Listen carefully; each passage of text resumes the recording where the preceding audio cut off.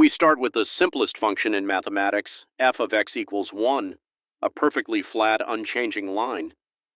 Since it doesn't change, its first derivative is 0, its second derivative, also 0.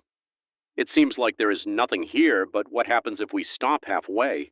What is the half derivative of the number 1? Intuition says it should be 0, but calculus disagrees. We get this curve. Somehow a flat line creates a hyperbola. And even stranger, why is there a pi involved? Let's derive it. To understand a half derivative, we first need to understand how we generate derivatives in general. We start with the standard limit definition and apply it to a simple power function, x to the power of k. After applying the limit, we get the familiar power rule, k times x to the power of k minus 1. If we differentiate a second time, we bring down the next exponent, getting k times k minus 1. As we continue finding higher-order derivatives, the third, the fourth, a clear pattern emerges in the coefficients.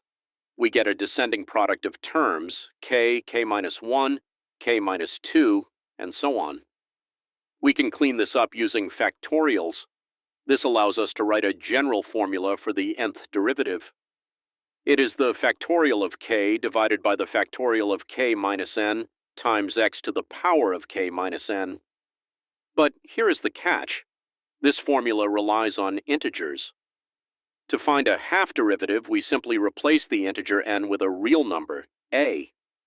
Now the order of differentiation is no longer locked to whole numbers. It can slide continuously along the number line, letting us calculate the derivative for 1.5 or even 0.5.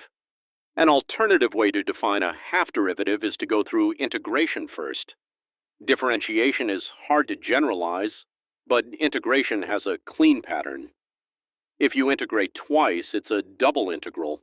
Yet Cauchy showed you can compress it into one integral with a weight, where points closer to x matter more.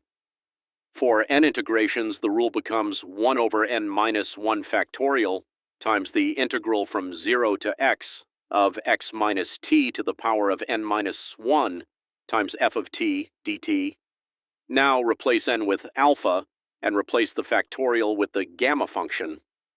So fractional integration is 1 over gamma of alpha times the integral from 0 to x of x minus t to the power of alpha minus 1 times f of t dt, and that gives us the half derivative strategy, integrate by 1/2, then differentiate once, in one line, d to the 1/2 equals d to the 1, composed with I to the 1/2. Next, we apply it to the simplest function possible, f of x equals 1. Before we calculate a half derivative, let's verify the rule using ordinary derivatives first.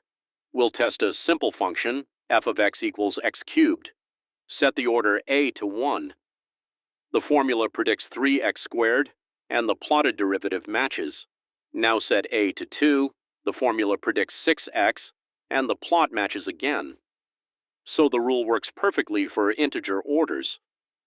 Next, we extend it by replacing factorial with the gamma function and letting a become fractional. Before we take the half derivative of a constant, we need two gamma values. First, we evaluate gamma of 1/2.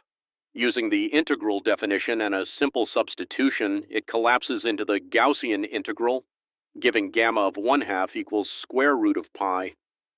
Next, we evaluate gamma of 1. For integers, gamma of n equals n minus 1 factorial, so gamma of 1 equals 0 factorial, which is 1. We'll compute the half derivative of a constant using the power rule extension.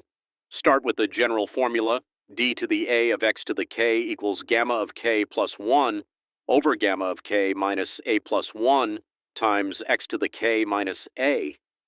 A constant one is just x to the 0, so k equals 0, and a equals 1/2. Substitute d to the 1/2 of x to the 0 equals gamma of 1 over gamma of 1/2 times x to the minus 1/2. Now plug in the values.